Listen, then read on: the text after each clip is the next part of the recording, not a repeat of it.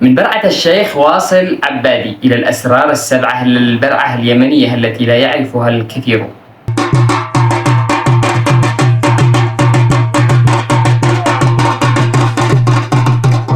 هل تعتقد أن ما رأيته الآن هو مجرد رقصة؟ إذا كانت إجابتك نعم فأنت لا تعرف عن اليمن إلا القشرة. هذه الحركات التي تراها في الأعراس والاحتفالات هي في الحقيقة شيفرة عسكرية موروثة منذ آلاف السنين. هي تدريب قتالي حميري كان يجعل قلوب الغزاة ترتجف قبل أن تبدأ المعركة. اليوم سأكشف لكم الأسرار السبعة للبرعة اليمنية التي لا يعرفها الكثير، ولماذا يراها البعض خطرا على أفكارهم. تابعوا معي هذا الفيديو لأن ما ستسمعونه سيغير نظرتكم لكل جناب اليمنيين.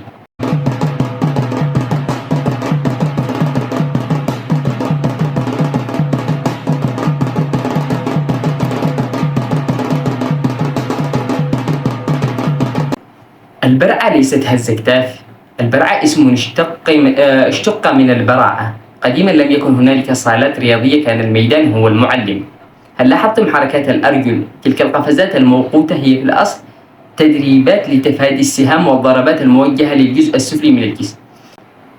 أما الجلبية التي تلمع في الهواء ليست للزينة، بل هي تدريب على المناورة بالخنجر في أضيق المساحات عندما يبرع اليمني ولا يرقص ويعلن الجاهزية القتالية بنظام صامت.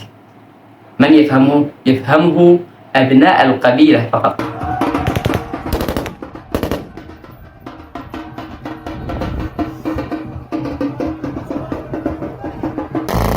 يقول التاريخ بأن الجيوش الحميرية كانت تتقدمها طبول المرد أو الطاسة.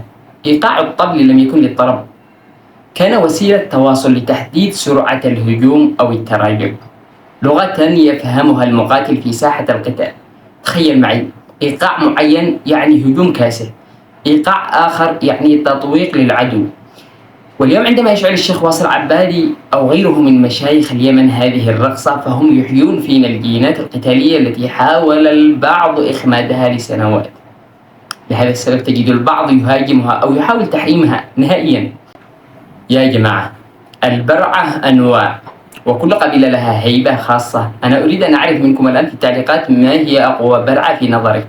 هل هي الهمداني أم الحارثية أم الخولانية؟ وما هو شعورك عندما تسمع صوت الطاسة؟ اكتبوا لي قصصكم مع البرعة في مناطقكم ودعونا نثبت للعالم أن تراثنا هو هويتنا وقوتنا. في الختام، اليمن ليس مجرد جغرافيا، اليمن تاريخ يمشي على الأرض. البرعة ستبقى هي المانشيت العريض لكرامة اليمني. إذا أعجبكم هذا التحليل التاريخي لا تنسوا الاشتراك في القناة ومشاركة الفيديو في كل مجموعات الواتس. خلونا نعلم العالم يعرف حقيقة رقصة الحرب اليمنية. كان معكم أخوكم الرحال أبو أنس مالك العشاري، ونلتقي إن شاء الله في المغامرة القادمة. في أمان الله.